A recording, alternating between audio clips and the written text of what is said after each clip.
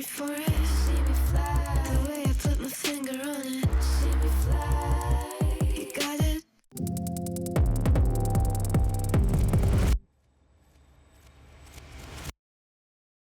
Hey everybody, I'm here with Aoife from AlteX Academy, which is a training and R&D facility here in Ontario that tests and trains people for drones. And the reason why Aoife and I are together today and why we spent a little bit of time yesterday together is because DJI has launched a brand new drone called the Mavic Mini. And while I've flown a drone once or twice, I don't profess to be a drone expert by any case. And the great thing about this drone is it's made for people like myself who don't really fly drones a whole lot. But I wanted a professional opinion, and I don't think there's anybody better in Canada to give us the professional opinion on these drones than Aoife. So Aoife, tell us a little bit about what AlteX does, just so people get a context of who we brought this drone to. Right. Eltechs, really, we have two main parts of our businesses. Yeah. One is we're a Transport Canada compliant training facility. We train pilots as well as we conduct the flight review on behalf of Transport Canada. Right. So basically, we help pilots to get their pilot certificate to fly legally. The other big part is we mostly train professional pilots, people who actually want to use drones to do something. And I think this goes really well into what we want to talk about today, which is the Mavic Mini. DJI has designed this drone for people who've never flown a drone before, who are really interested in it, but aren't really sure if they're going to shoot a lot with a drone, if they're going to use it a lot, and if it's worth being committed to using drones. Absolutely. So they've kind of really simplified it. So let's start into this and talk about our experience. Yesterday, we met up with a colleague of yours named Matthew, who's runs a very successful drone operation business here in Ontario. Put it in his hands, and then you've flown the Mavic next to it, so that we had some sort of comparison as well. We can pit the two next to each other. So let's talk about your experience. What are some of the things that you want to talk about in terms of the Mavic Mini? First of all, I lost the bet because of the Mavic Mini. There were quite a few speculations, and even before the product was released, quite a few of my pilots came to me and said, look, DJI is going to release a drone that's under 250 grams. Right. And I said, well, it's not official information. I don't believe they can actually fit all that technology in the shell that's under 250 grams, right, because from the hardware design perspective, it's too difficult. The market is probably too small. I don't think they're gonna do it. Right. And there we go. Yeah. I've been proven wrong. Yeah. Now, and certainly every other country might be different, but in terms of Canada, we have a Transport Canada regulation that drones over 250 grams requires a pilot certificate. Exactly. Correct. So this is the magic 249 number, right? It is. And honestly, a lot of people think that for professional pilots, what are you going to do with a drone that's 249 grams in terms of quality? Yeah, exactly. But really, for me, especially from training perspective, I like to see more people getting to know the technology. Right, with drones, with regulations and restrictions, there's still a lot of fear out there from the public and the fear is because when people don't understand technology. That's right. I really think with technology, being afraid of it is not the option. It's getting to know it, right? Understanding it, that's really what's important. Exactly. And with a drone like this, it just means we can have more people being exposed to the technology. They can come try it, understand it, address their concerns, and then decide if this is worth their time. So let's talk about specs on this thing. The first thing that we noticed, of course, is it's missing 4K, but it does have 2.7K, which is great. 2.7 at 30 frames? 30 frames. Currently, with the model they've sent us, we don't have 24p or 2398. That is coming in a future firmware release, we were told, so it will have all the sort of frame rates that people are used to, and then 60p at 1080. 1080p. So it's not so bad. Right. It's 40 bits I believe, for the max video bitrate. This drone is really not made for professionals. As such, you're going to lose a little bit on your video quality. Not so much, but we found certain environments where the compression and the low bit rate did seem to affect the footage quality. Depends on how fast you move, depends on how high you're actually going. Exactly, your frame size. Exactly. If people don't really understand how compression works, basically, if there's a lot going on in your scene and it's moving, the compression has to work a lot harder to sort of make up the data in between. But if you're still, or you're moving very slowly, say you're really high up and doing panoramics and nice slow moves, you're not really going to notice a lot of compression noise. Right. But if you're close to the ground and there's lots of stuff in the frame and you're moving fast, that's where it's going to work a little bit harder. So, and just like you said, this is not a professional level drone, right? Comparing to obviously the Mavic 2 or even higher end Inspire type of drones, this is not the same level. Right. This is great just being able to go up and get some nice footage and try out the technology. Yeah, and I was actually like, for what it is, I was still very impressed with the quality of the footage. So let's talk about battery time. When I saw 30 minutes, I was like, oh, that's not a lot of battery time. And I remember my first flight, it didn't seem like the battery lasted that long. I was like, because it was a pretty high windy day, and I felt like maybe it lasted 15, maybe 20 minutes. But we were actually pleasantly surprised yesterday when we flew it, how long the battery did last, and in comparison to the Mavic as well. We got 50%. I'm 48. So I'm still ahead of the Mavic.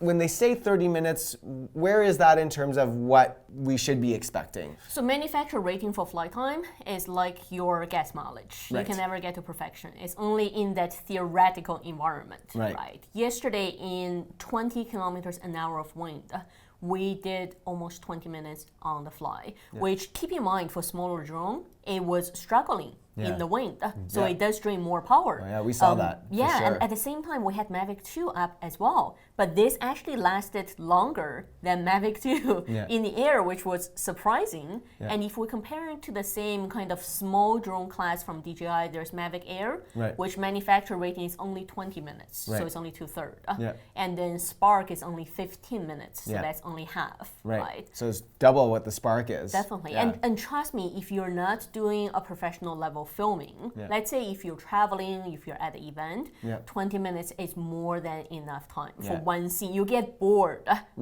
before you run out of flight time, right? That's right. And the one thing that we have talked about with this, is the battery charging. Right. So the battery will charge within about an hour, hour and a half. You guys are able to get the battery to fully charge within just About a little an over hour. an hour. Yeah, which is pretty good.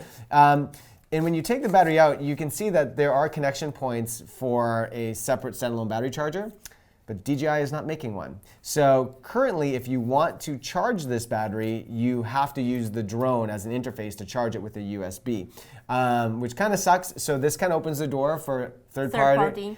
Because what you want to do is you want to probably buy like 1 or 2 of these spare batteries and then have one on the charger while you're operating your drone, so you're always charging at the same time as you're operating. And one of the things that Matthew pointed out yesterday was how they're using an old style USB and not the more modern USB that's found on the Mavic, for example. And DJI's response to that was it was all about weight. If they use the newer USB, then we're suddenly over 250. Like all these little things really matter. And even when it comes to the camera itself, right? We noticed that the camera on here looked a lot like the Osmo Pocket, right? But in fact, it's just different enough that the filters for the Osmo Pocket will not fit on this. And there is no filters that you can get for this, and they're not releasing any because, again, it's the weight. Comes down to weight. So that does limit in terms of what your footage can look like, and that's really not the point of creating like the best cinematic image out of this. This is really just so the general public can fly a drone and see what still looks like really good images. And just like I said at the beginning, it's fairly impressive to actually fit all the components in a small drone that's under 249 grams, right? I mean, if we really want to pick on the product design and user design, the on-off button and checking of the actual battery is at the belly of the drone. Right. You don't always want to do that, right? You don't want to know what's your battery percentage by flipping the drone upside down. Right. And if you look at kind of just the build from even just the arms, just the motor arms and the gimbal, it does feel more plasticky than Mavic 2, Pocket, or the other common DJI drones. But again, at the end of the day, it's weight. Yeah, and here's what I did love about it though that surprised me, and I wasn't even thinking about this, is that when I first flew it, I just walked to a park down the street from my house and I just took the controller, so I took my phone, and took the controller. The controller is pretty much the same as the Mavic, like it's about the same size. So obviously this fits in your pocket, no problem. But with the Spark doesn't fold in. So it's kind of still awkward to use.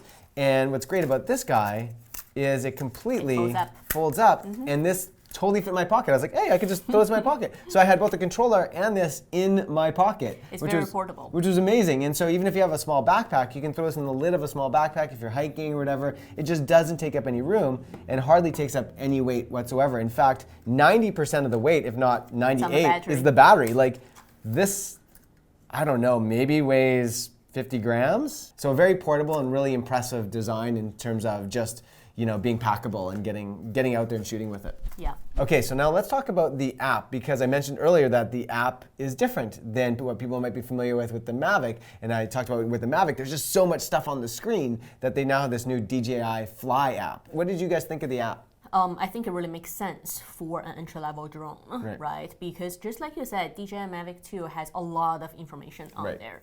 Your telemetry data at the bottom, your system on the top with your GPS information, your controller information, battery, right? Your controller battery. It's a lot of information on the screen.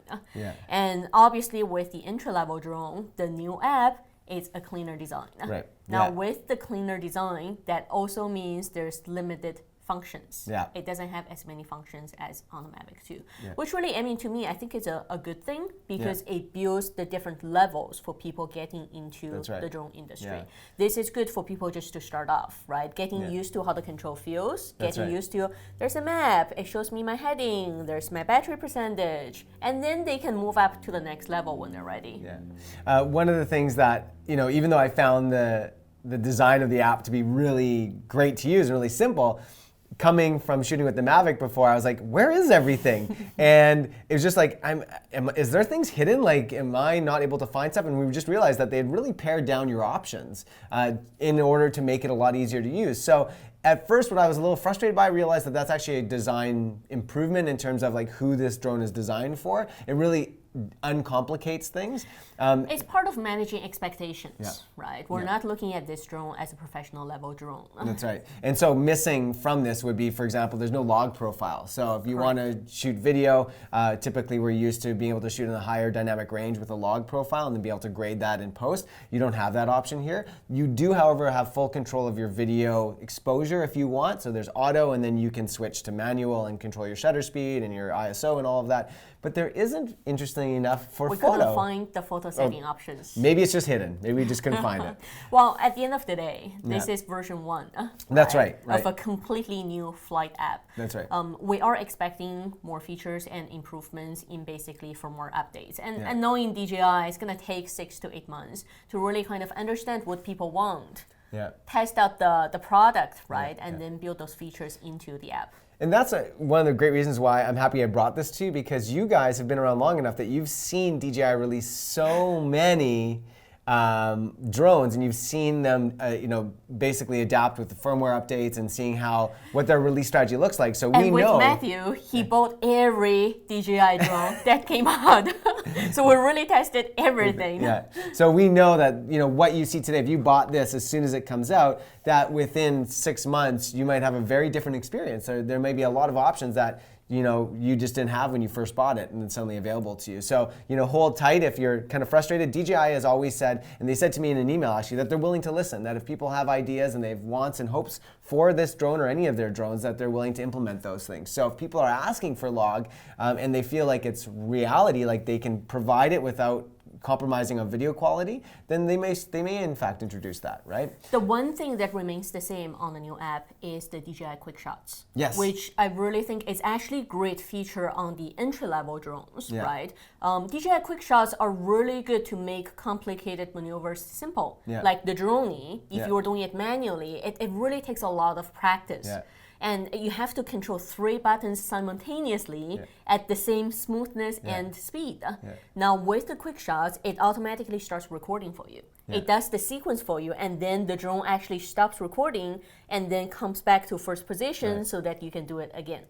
Now on the Mavic 2 or on the higher end drones, what I didn't like about the quick shots, it automatically shoots only 1080p. Right. So you don't have any of the options to really adjust the quality. But which is why this is really good for actually entry-level drones. 1080p, right? You don't have to worry about, how to become a professional pilot. Just pay attention to safety, to objects around you, and you can actually get really nice professional shots. I was really impressed. Like, the Droney and the Helix too, like those are just such cinematic, beautiful shots that, yeah, manually doing, you'd just never be able to do unless, I don't know, maybe if you practice long enough, but they're just so perfect. One of the things though that we did find was in terms of the tracking what we were trying to track didn't work as well as we had hoped. It works really good for objects on the ground, Yeah, right? yeah. For people, for cars, for things that don't really move quickly on the ground. It was great. But a Mavic in the air. Yeah, we tried to track Mavic 2 in the air. It just kept losing it. Yeah. All right, Ife, who is this drone for? I guess my first question is, how much is the drone? Well, the drone, what we know, we don't have firm pricing, but we know in Canada here, it's going to be roughly $450 to $600 Canadian, depending on the kit that you get with it. There's a DIY creative kit that will be coming with this that we never got, so I'm not entirely sure what that's like, but just the drone itself, around $450 Canadian, which is crazy cheap, actually, when you think of to get into the drone game. I'm surprised. Yeah, I was expecting the base rate to be somewhere around $700-800. Right. That's what I initially thought. So, with that price range, obviously, the primary market is for entry-level drone pilots. It's for people who's never tried it. And I know there are a lot of other types of drone manufacturers out there that make smaller toy types that people like to buy, especially in the winter when they're not flying. They don't want to lose the touch, right, with the joystick, with the hand-eye coordination. So this really gives a good option. It's still a little more expensive than most of the toy drones out there. But I guess really the key point for this is you're staying within the DJI interface if you do want to go with more professional level drones later on. At least the controls, right, the interface, the screen, they're all similar. Yeah, and I can actually tell you that like last year I bought my kid about a $200 toy drone for Christmas, and the difference between that thing and this thing is night and day, my friends. So for an extra $200, what you get is pretty astounding. So to call this a toy, I think is almost unfair to this. We know what market this goes after, the novice user, but it's really taking all the advances from DJI's other drones and putting it into this and bringing users value that I don't think they can really get anywhere else. At least I haven't seen. So. Yeah. Now, the other aspect is for professional users. That's right. Yesterday after flying, Matthew said to me, he said, you know what, I still prefer my Mavic Air if I have to use a backup drone to shoot some of the small pickup shots. Right. And I said, for what you do, it's good because you mostly go to large estate homes. Right. You don't have to worry about people around you, right? But for professional level, there are people who shoot, let's say, travel. Yeah. Let's say wedding, let's say event photographers. And some of them are limited by regulations, right? Based on the type of drone they want to use, based on the public presence around them. So this allows them to really capture some of the quick pickup shots, B-roll shots here and there. It quickly just takes off. With the quick shots, they can get some of those professional level shots and then quickly come back. And I do want to add, and I forgot to mention this earlier, but I think it speaks to this point, which is one of the things that has kind of frustrated me about drones, and I think frustrates a lot of people, is the noise from drones. And so people are out, they're hiking, they're at a public event, they're enjoying themselves, and then they hear this like buzzing. The disturbance. And what I noticed is when I first flew this next to a river where there's a bunch of people fly fishing, and I was like kind of embarrassed. I was like, oh man, this thing's gonna make noise, everyone's gonna look at me, and they're gonna be really frustrated. I gotta tell you, as soon as the drone was like within, 100 feet away from me, I couldn't hear it at all. Like, at all. I gotta hear that again. That's pretty quiet. It sounds just like a bee. Didn't have that really high pitch sound from a typical drone from Mavic or Phantom. It did have, I feel like it had a different frequency. Yeah, so I think that when people are traveling with and doing this, it's a less invasive drone. And you'll be able to get a lot of more shots without people kind of bothering you or being upset at you about flying this thing around. So that's really great. Now let's talk about where it fits in with sort of your training and that type of thing. I'm actually ready to buy one just for training purpose. Like I said, a lot of times we get requests, and with the current regulation, right, it's almost like driver's license. That's right. So before you can go take a car to hit the road, you have to pass the theory exam. So same thing with flying the drone. Before you can go fly one, that's right, you have to pass the online theory exam. And for a lot of people is they don't know if they want to commit to that level because you do have to learn air law, you do have to learn navigation, types of airspace. Right. And people just want to try technology. Yeah. They want to decide if this actually works for them. So to me, this is great just to give more exposure to people. Awesome. Last thoughts. Last thoughts, our message, I guess, to drone pilots or anyone who's interested in becoming one out there. I always believe there's a product for every kind of expectation. Right. So with a product, it's always important to manage your expectation. I mean, obviously, don't buy this if you want a professional level drone, right? Yeah. If you're looking to build, your $1 million drone business, this is not the one. That's right. Unless you want your kids to work for you or something, like your 8-year-old exactly. or something. Yeah, if you want to put your kids to work. Well, and obviously I can pick on different things, right? We can always, it's not a perfect product. Yeah. No product is ever perfect. Yeah. We can pick on its build. Like I said, if you really look at the arms, they flex. If you look at the user design, there are things that, could they be improved? Of course it could be. Yeah. And does it handle well in high wind? We're talking about 20 kilometers plus. No, it's going to get tossed around a little bit, right? The flight performance isn't the same as when you're actually flying a heavier drone. That's right. So those are all different things, for the Mavic Mini because it's small. Yeah. And with this being a new drone, right? The app is going to take 6 to 8 months to really kick in with all the proper features and improvements. And some of the battery charger, right? Or potentially, I don't know, maybe someone will come up with a tablet holder just because I'm so spoiled with using a bigger screen. Right. Yeah. So those are things that may come out with third-party different accessories. Again, same thing in 6 to 8 months time. So you do have to wait a little bit for the whole, for the whole package to really stabilize. But I do want to stress that this is a 249-gram drone, right? We all know that when we work with, let's say, the admin or sometimes the customer support part of DJI, there are always challenges, there are always different things. Yeah. But I have to hand it to them that regardless of everything else, I do respect them for pushing the technology forward. Would I use it for professional shoots? No, no, I wouldn't. But would I buy one? Would I use it to let more people to try the technology, take it with me to different spots that I usually can't fly with a larger drone? Yeah, I would. Absolutely. And I mean, there are some concerns, right? Yeah. People are concerned about safety. Yeah. There are always people concerned about safety every time there's new technology coming out. I mean, the horse carriages were worried about cars when cars started coming out, That's right? right. So with the Transport Canada regulation, you don't need a pilot certificate to fly a drone under 250 grams. But there is one piece of regulation that applies to all drones in Canada. And it says you have to basically use your common sense, do things safely, right? Don't do anything that's reckless. That's right. So when you just get the drone, take some time just to get used to it, right? Find a place that's nice, open, no general public, that gives you the room and flexibility to really try it out. Perfect. Awesome. Well, thank you so much for your time today and yesterday. Really super appreciate your opinion on this. And if you guys want more information about the Mavic Mini or any of our other drones that we sell at Vistek, please call us or visit one of our stores here in Canada or vistek.ca. That's where you're going to find us. Thanks so much for watching. Take care, guys. And as always, happy shooting.